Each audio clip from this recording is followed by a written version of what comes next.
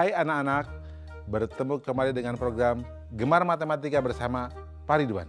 Ingat, belajar matematika bersama Pak Ridwan membuat matematika menjadi lebih mudah. Anak-anak, Bapak sedang menggunakan pakaian dari Kalimantan Utara. Biasanya ini rompinya dari bahan kulit kayu. Tapi sekarang Bapak modifikasi jadi bentuknya seperti ini. Anak-anak, sekarang kita akan belajar tentang sudut. Kalian sudah lihat kan tayangan tadi? Nah, Bapak mau tanya, coba di ujung meja ini sudutnya berapa? Di ujung buku ini sudutnya berapa?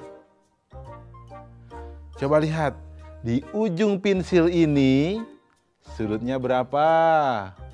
Tahu tidak? Pasti kalian tahu. Bapak akan mengajarkan tentang sudut dengan konsep matematika, nalaria, realistik. Dan ini pasti sangat menarik anak-anak. Penasaran? Baik.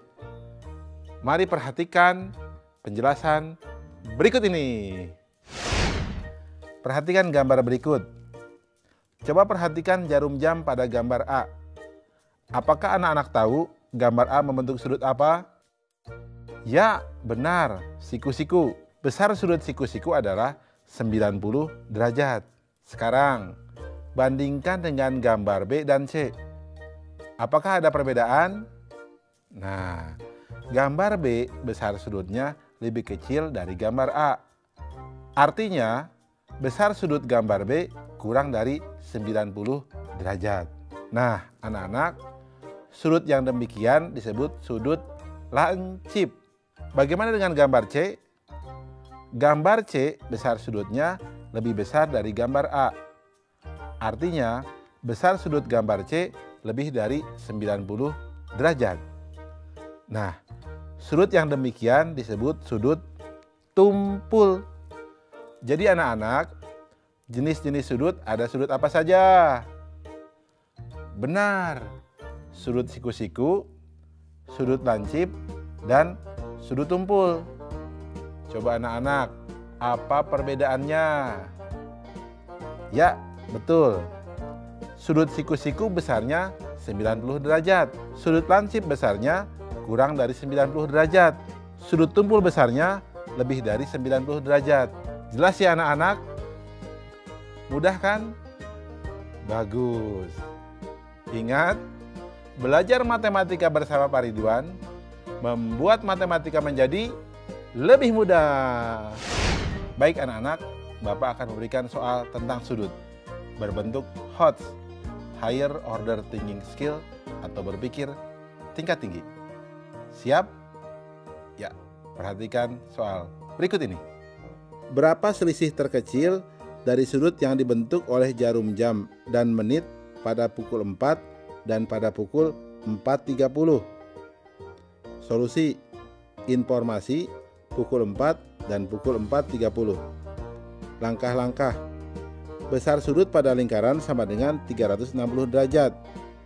Besar sudut setiap bilangan sama dengan 360 derajat dibagi 12 sama dengan 30 derajat. Besar sudut pukul 4.00 sama dengan 4 dikali 30 derajat sama dengan 120 derajat.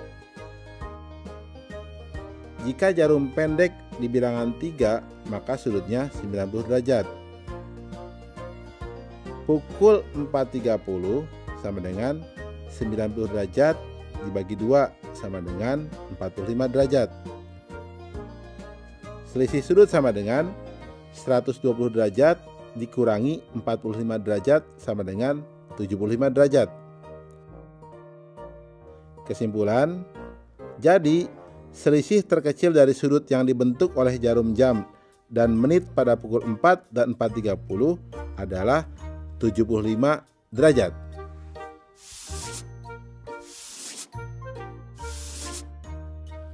Mudah ya anak-anak ya? Belajar matematika bersama Pak Ridwan membuat matematika menjadi lebih mudah.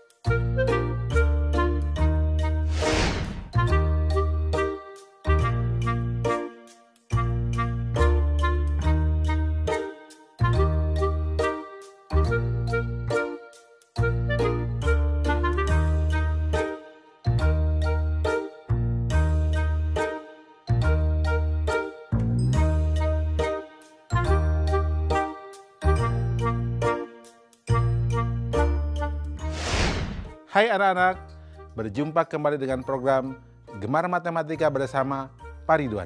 Ingat, belajar matematika bersama Pak Ridwan, matematika menjadi lebih mudah. Anak-anak, Bapak sedang menggunakan pakaian dari Kalimantan Utara. Nah, senjata khasnya dari sana adalah mandau. Ingat ya mandau? Tahu ya mandau? Ya, bagus. Nah, anak-anak, sekarang Bapak akan menerangkan tentang garis sejajar, berpotongan, dan garis berhimpit. Kalian sudah lihat kan tayangan tadi? Nah, ada kereta api. Lihat relnya. Kalau dua yang sejajar, dia tidak pernah bertabrakan. Ya, karena dia sejajar. Nah, sekarang kalian lihat kalau kereta api di persimpangan jalan. Dia pasti berpotongan. Jelas ya? Bapak akan memberikan contoh yang lain. Kalian suka lihat di jam dinding pukul 12 tepat. Apa yang terjadi? Betul.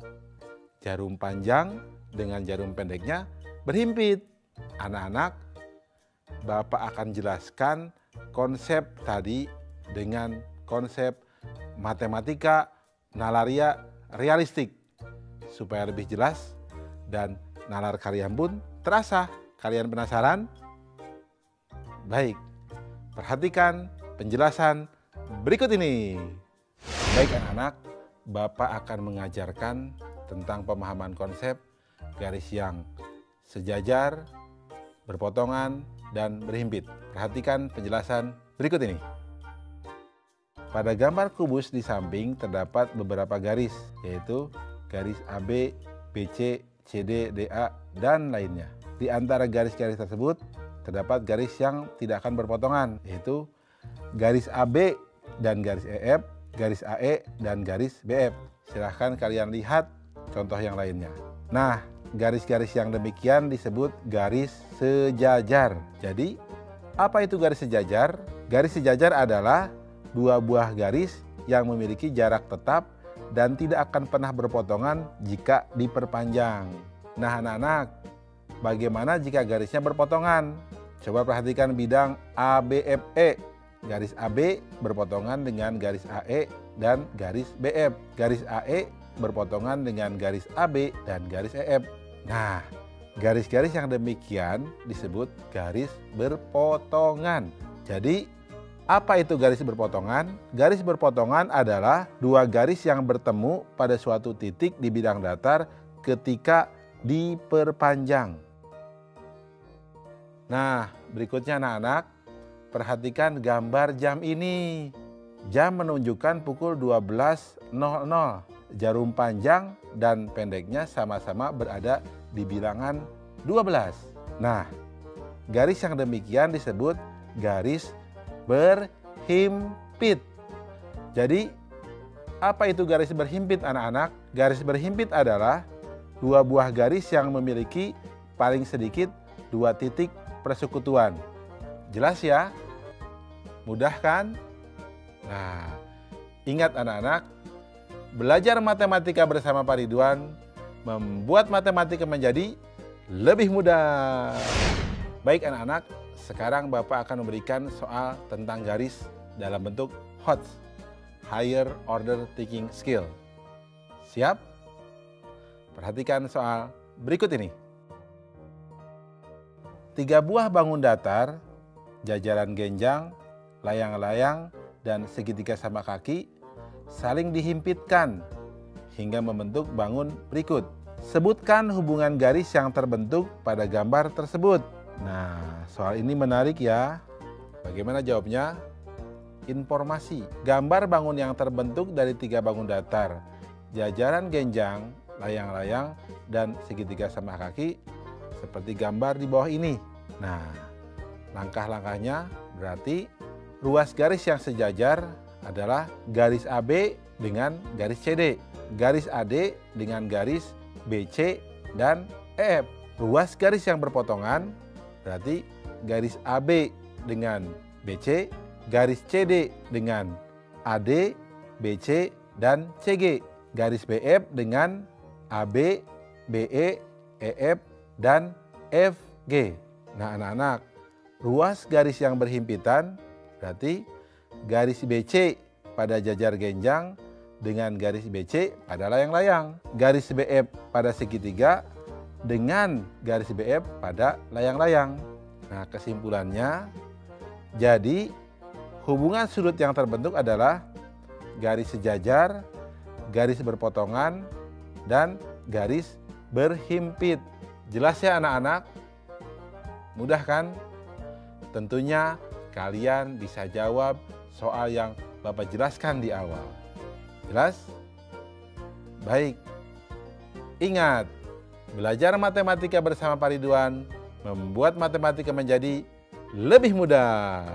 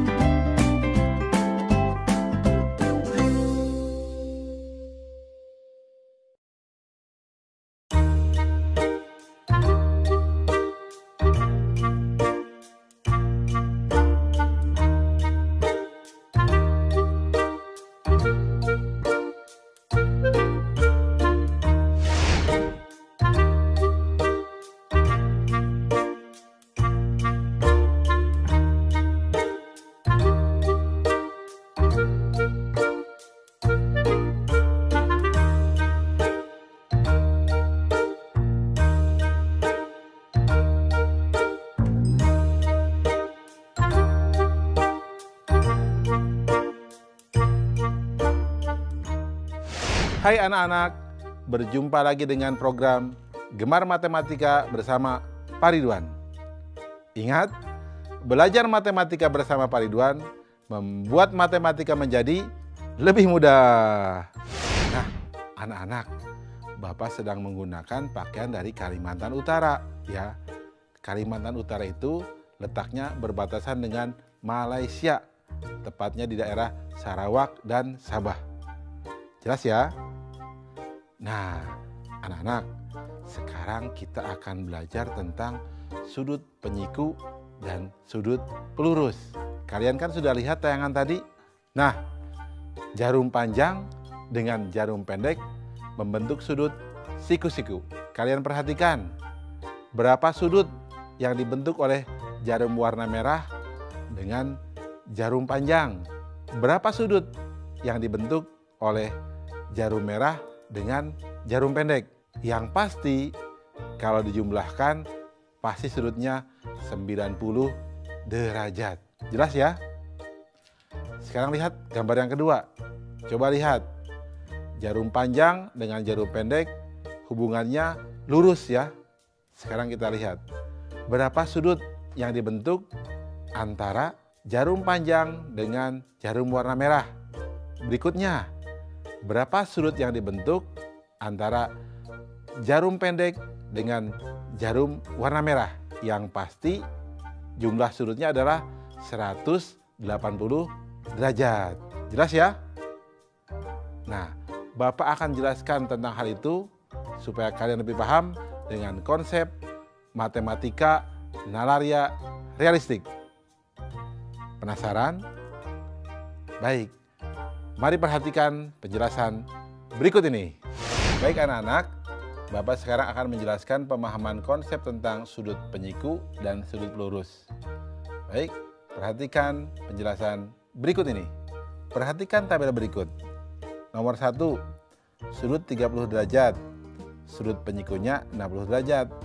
Jumlah sudutnya 90 derajat.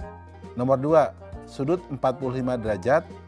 Sudut penyikunya 45 derajat, jumlah sudutnya 90 derajat. Nomor 3, sudut 72 derajat, sudut penyikunya 18 derajat, jumlah sudutnya 90 derajat. Nah anak-anak, Tahu tidak apa sudut penyiku itu? Nah, Bapak beritahu ya. Sudut penyiku adalah sudut di mana sudut ditambah sudut penyikunya menghasilkan 90 derajat. Baik anak-anak, jadi hubungan antara sudut dengan sudut penyiku adalah sudut ditambah sudut penyikunya sama dengan 90 derajat. Nah, anak-anak, mari perhatikan tabel selanjutnya. Nomor 1, sudut 30 derajat ditambah sudut pelurusnya 150 derajat, jumlah sudutnya 180 derajat. Nomor 2, sudut 65 derajat ditambah sudut pelurusnya 115 derajat, jumlah sudutnya 180 derajat. Nomor 3, sudut 145 derajat ditambah sudut pelurusnya 35 derajat, jumlah sudutnya 180 derajat. Nah anak-anak, tahu tidak hubungannya? Nah baik, Bapak akan beritahu ya. Jadi hubungan antara sudut dengan sudut pelurus adalah sudut ditambah sudut pelurusnya sama dengan 180 derajat. Jelas ya anak-anak? Mudah ya?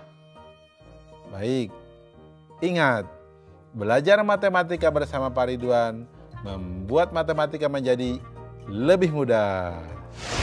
Baik anak-anak, sekarang Bapak akan memberikan soal tentang sudut penyiku dan sudut pelurus dengan HOTS, Higher Order Thinking Skill, atau berpikir tingkat tinggi.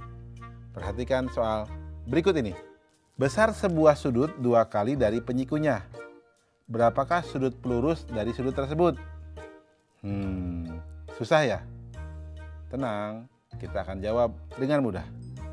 Solusi. Informasi, besar sudut sama dengan 2 kali sudut penyikunya. Perhatikan langkah-langkahnya.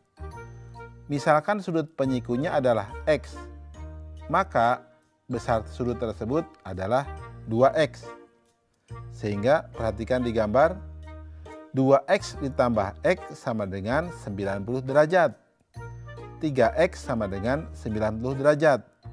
Sehingga X sama dengan 30 derajat dan 2X sama dengan 60 derajat. Karena besar sudutnya adalah 60 derajat, maka besar sudut pelurusnya adalah, perhatikan, 60 derajat ditambah sudut pelurus sama dengan 180 derajat. Berarti sudut pelurus sama dengan 180 derajat dikurangi 60 derajat. Atau sudut pelurus sama dengan 120 derajat. Kesimpulan, jadi besar sudut pelurus dari sudut tersebut adalah 120 derajat. Mudah ya anak-anak? Bapak yakin kalian juga bisa jawab soal yang di awal tadi, ya. Pasti mudah kan? Baik. Ingat, belajar matematika bersama Pak Ridwan membuat matematika menjadi lebih mudah.